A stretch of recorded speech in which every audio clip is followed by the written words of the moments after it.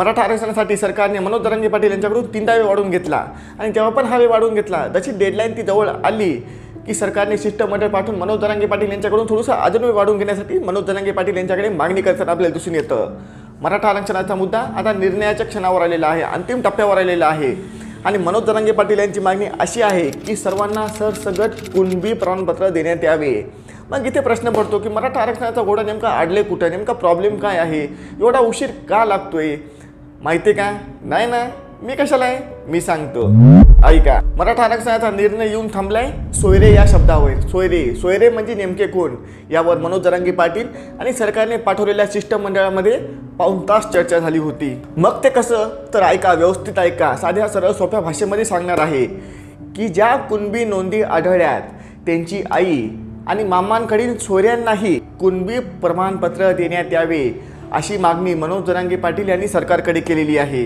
आणि त्याचप्रमाणे नोंदी आढळल्या त्या सर्व परिवाराला, संबंधितांच्या नातेवाईकांना, रक्ताच्या सर्व सोयऱ्यांना आणि मागेल त्या मराठ्यांना कुणबी प्रमाणपत्र द्यावे अशी मनोज जरांगे पाटील यांनी सरकारकडे मागणी केलेली आहे। म्हणजेच काय तर सरसगट कुणबी प्रमाणपत्र देण्याबाबतीत। मग मंत्री गिरीश महाजन म्हटले की आईकडील नातेवाईकांना कुणबी प्रमाणपत्राचा लाभ देता येणार नाही। मग यावर मनोज जरांगे पाटील यांचं असं मत आहे की मग इथं सोयरे आहेत ना ते आमचे। सोयरे या शब्दाचा अर्थ आहे की आईकडील आणि मामाकडील सर्व माणसं ही आमचे सोयरे झाली, म्हणून या सोयरे शब्दामुळं इथे मराठा आरक्षणाचा घोडा अडलेला आपल्याला दिसून येतंय।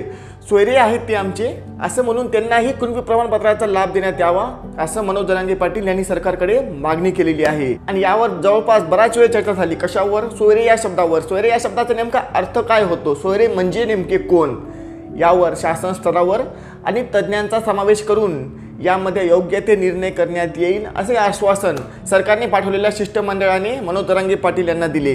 ज्याच्या कुणबी नोंदी आढळल्यात त्यांना कुणबी प्रमाणपत्र देण्यात येईल, परंतु मामांकडील, आईकडील, पत्नीकडील नातेवाईकांना याचा लाभ भेटणार नाही आणि तो कायद्यात टिकणारा नाही असंही मत सरकारने पाठवलेल्या शिष्टमंडळाचे आहे। एकदा की शिंदे समिती मागासवर्गीय आयोगाचा अहवाल आला की पुढील 1 ते 1.5 महिन्यामध्ये विशेष अधिवेशन बोलून मराठ्यांना कायद्याच्या चौकटीत राहून टिकणार आरक्षण देण्याबाबतीत सरकार सकारात्मक आहे असंही मत सरकारने पाठवलेल्या शिष्टमंडळाने मनोज जरांगे पाटील यांना सांगितलं आहे, असं त्यांना आश्वासन दिलेलं आहे। मग तुम्हाला साध्या सरळ सोप्या भाषेमध्ये आता कळालं असेल की मराठा आरक्षणाचा नेमकं निर्णयाचा क्षण कुठे येऊन थांबलेला आहे, नेमका तो पॉईंट काय आहे, नेमकं घोडं अडले कुठं। ही जर का माहिती तुम्हाला आवडली असेल तर लगेचच व्हिडिओ लाईक करून टाका, शेअर करा, इंस्टाला प्लीज फॉलो करा आणि चॅनलला लगेच सबस्क्राईब करून टाका।